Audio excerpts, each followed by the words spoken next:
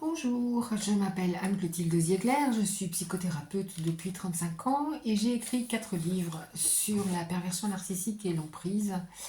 Le dernier, qui s'appelle justement L'emprise, sortira ce mois d'août 2024.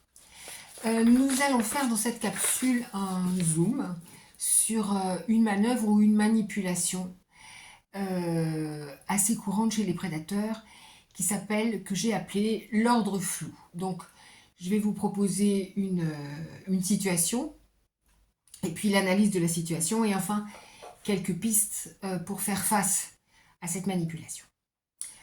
Je pars d'un document écrit, donc je vais faire un aller-retour entre la lecture et l'explication du document. Donc il s'agit du couple entre Antoinette et Grégoire. Antoinette est une femme qui cherche l'amour, l'harmonie, la bonne entente, la concorde. Elle a tendance à être un peu hypersensible, ou en tout cas elle a vraiment du mal à supporter le conflit, ce qui est assez fréquent. Et elle est en couple depuis 2 ans avec Grégoire, qui au début se montre calme, drôle, charmant, délicieux, et qui insensiblement, petit à petit, mais de plus en plus fort, devient critique, mécontent, insatisfait. Voilà, ça ne va pas, ça ne va pas, ça ne va pas, ça ne va pas, et il ne cesse de faire des reproches à Antoinette. Antoinette étant une jeune femme qui prend ses responsabilités, qui accepte de changer, qui accepte de se remettre en question et qui cherche l'harmonie, Antoinette est prête à faire un effort, comme on dit, à entendre les demandes de Grégoire et précisément à changer. Donc, pour aller dans le sens de son changement, elle demande à Grégoire « Qu'est-ce qui ne te convient pas? Que veux-tu que je change ?» Et Grégoire lui répond « Change !» Elle lui dit « Oui, mais c'est un peu imprécis. Qu'est-ce qui, plus spécifiquement, ne te convient pas? Qu'est-ce qui te gêne? Écoute, tu devrais le savoir, change !» Et plus elle va demander de précision à Grégoire, et plus Grégoire va lui répondre « Change !»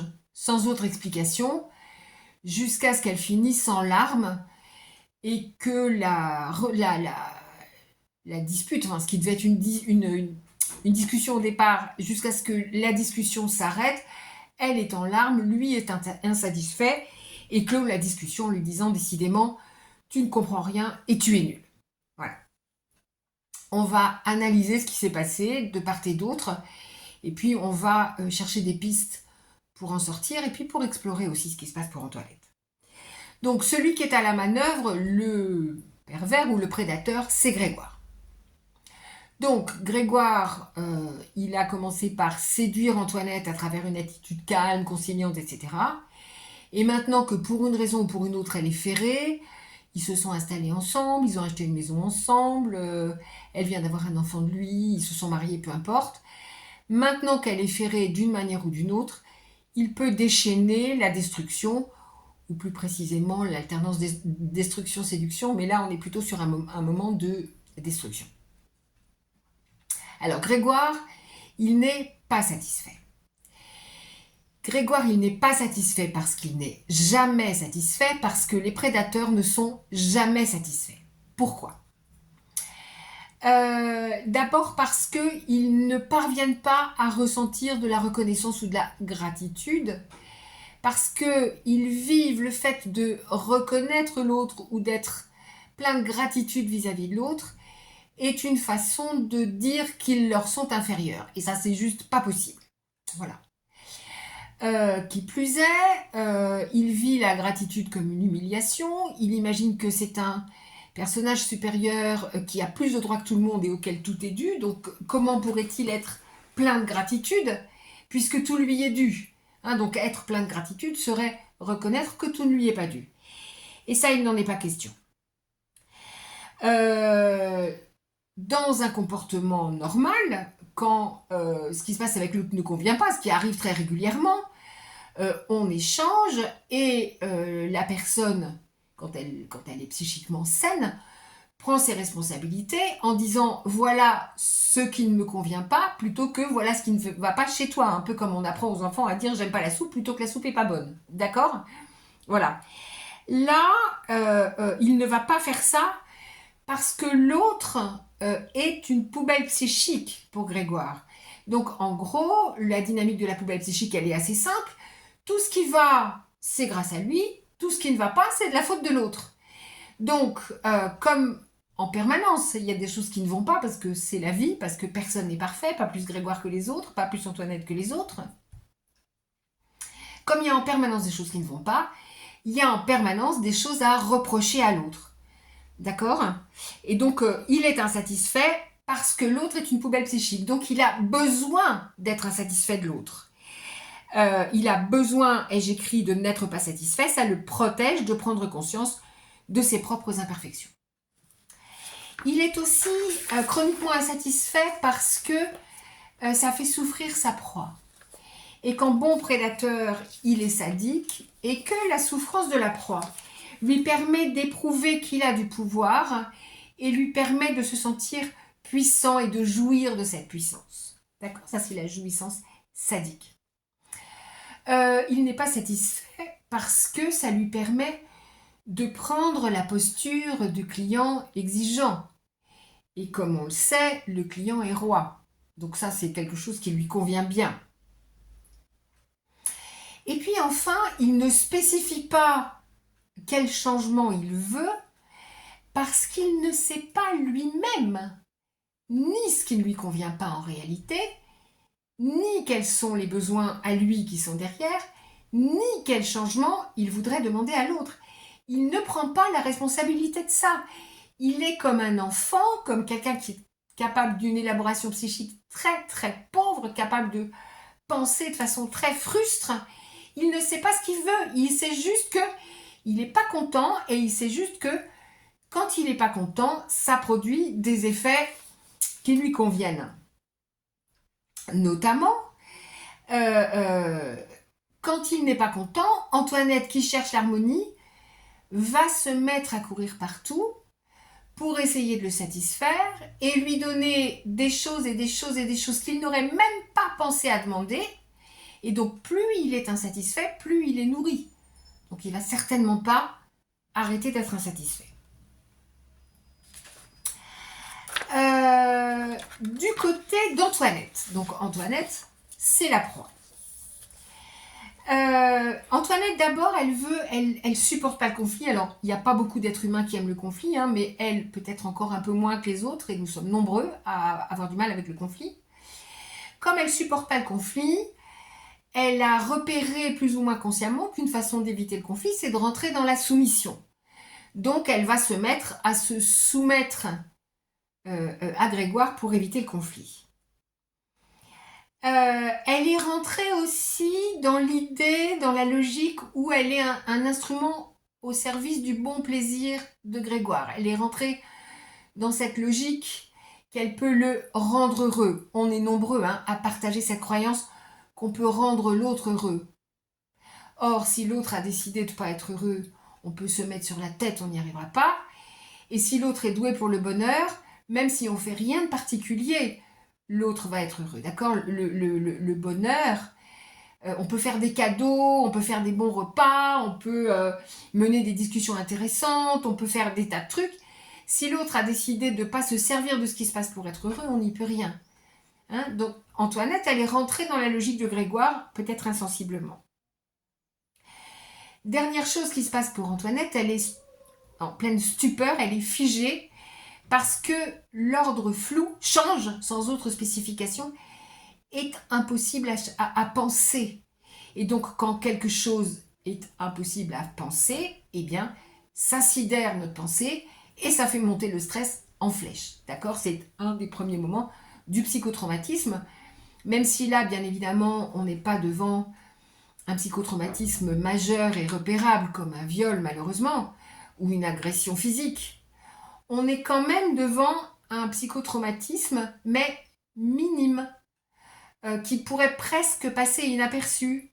Et puis, quand ça se répète, ça finit par constituer un traumatisme majeur. L'ensemble des petits traumatismes mineurs, ça s'appelle le harcèlement. Dernière chose, donc elle avale l'idée qu'elle peut rendre Grégoire heureux, elle est sidérée par cet ordre flou, et elle va chercher à deviner ce qui est dans la tête de Grégoire, et elle va rentrer dans ce que Grégoire attend, la dynamique où elle va donner plus que de raisons, dans l'idée que si elle donne plein, elle va finir par trouver ce qui lui convient. Alors, maintenant on va regarder ce qu'elle pourrait faire pour se protéger, en sachant que on peut se protéger des manœuvres un peu. À terme, ce qu'il convient de faire, c'est partir. Mais on ne peut pas partir tout de suite. Donc, des fois, souvent. Donc, en attendant de pouvoir partir, voilà comment on peut se protéger.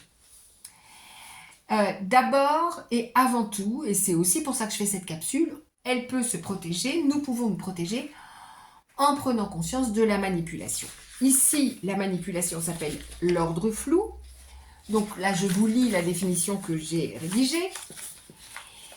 Il s'agit d'intimer un ordre ou une injonction en restant imprécis, voire nébuleux, sur ce que l'on veut. Donc, intimer un ordre ou une injonction en restant imprécis, voire nébuleux, sur ce que l'on veut. L'objectif de cette manipulation est de pouvoir accuser le récipiendaire de l'ordre d'être stupide ou divers noms d'oiseaux, l'objectif est aussi de pouvoir rester insatisfait, d'obtenir plus que si on avait été précis, de ne pas avoir besoin de savoir ce que l'on veut précisément, et donc de se faire prendre en charge, et de pouvoir dire que c'est la faute de l'autre si les choses tournent mal. Ça permet aussi d'induire un stress important et de prendre le pouvoir. C'est plus efficace encore dans un contexte à enjeu fort. Là, je suis en train de vous parler d'une relation de couple. Bien évidemment, l'ordre flou a aussi toute sa place au boulot. Ça peut même être bien pire. D'accord ? Alors, qu'est-ce qu'elle aurait pu faire d'autre pour se protéger, disais-je ? Prendre conscience de la manipulation. Ici, c'est un ordre flou. Donc, l'idée, c'est de repérer les ordres flous. Ce qui l'empêche de prendre conscience, en l'occurrence, c'est la sidération de sa pensée devant cet élément de communication impossible à comprendre. Ça n'est pas assez précis pour comprendre de quoi il parle. Et ça la sidère. Donc ça empêche sa lucidité. C'est à ça que sert cette capsule. Devant un ordre flou, l'idée ce serait que vous puissiez vous mettre à penser « Ah, c'est un ordre flou ». Ce qu'elle peut faire aussi, c'est devant la récrimination de Grégoire, lui dire avec une compassion plus ou moins feinte, lui dire « Je comprends. Ah oui, je comprends, c'est pas satisfaisant. » Et ne pas bouger. Voilà. Si l'ordre flou ne marche pas, si ça ne la déclenche pas, l'ordre flou est caduc. Hein, un ordre auquel on n'obéit pas ne sert plus à rien. Une autre variante de ne pas bouger, c'est devant le change de Grégoire, qu'elle réponde quelque chose comme « Oui, je vais y penser. » D'accord ? Ou « Je vais y penser. Très bien, je vais y réfléchir. » Elle botte en touche. Elle n'a pas à faire quelque chose. Elle va juste y réfléchir. Elle a besoin aussi de se souvenir que l'insatisfaction du prédateur est chronique ou du pervers narcissique, comme on voudra, est chronique et qu'elle n'y changera rien. Donc, elle renonce à faire ce qui est impossible à faire. Elle ne changera rien à cette insatisfaction chronique. Elle cherche à se sentir en paix, Antoinette. Et donc, l'idée serait qu'elle s'occupe directement de sa paix plutôt qu'elle s'occupe de la paix de Grégoire pour par ricochet être paisible. D'accord ? Qu'elle s'occupe d'elle-même, qu'elle s'occupe d'aller se balader, bref, et de mettre en ordre les choses pour pouvoir quitter cette relation. Partir en courant le plus tôt possible. Et enfin, très important, noter l'événement pour clarifier sa pensée et ne pas l'oublier. Souvenez-vous que la sidération amène un figement de pensée et un figement d'encodage de la mémoire par l'hippocampe. Donc, noter, ça vient contrebalancer le fait que vous n'allez pas vous souvenir. Enfin, j'ai quelques questions pour Antoinette, pour nous tous, quand nous sommes pris dans un ordre flou, de façon à pouvoir nous servir de ce qui se passe pour avancer dans la conscience de nous. D'abord, est-ce qu'Antoinette s'imagine prendre un risque si elle n'est pas satisfaisante? Et si elle prend un risque, si vous prenez un risque, lequel? Est-ce que Antoinette a appris qu'elle doit toujours satisfaire l'autre? Si oui, comment et avec qui? Pourquoi est-ce qu'elle devait satisfaire l'autre? Quel était le but de satisfaire l'autre? Son but et le but de l'autre. Est-ce qu'il y a eu dans sa vie des personnes qui exigeaient d'elle qu'elle devine ou qu'elle anticipe leurs désirs? Si oui, qui? Et pourquoi est-ce que c'était important pour elle d'anticiper les désirs de l'autre? Est-ce qu'elle a accepté de devenir un objet satisfaisant plutôt qu'une personne? Vous voyez la différence, hein? Un objet satisfaisant, ce n'est pas une personne autonome qui s'occupe de ses besoins. C'est quelqu'un qui se soumet aux désirs de l'autre. Si elle a appris à devenir un objet satisfaisant, où, quand, avec qui et pourquoi? Est-ce qu'elle peut repérer des liens entre ses réponses et la situation actuelle?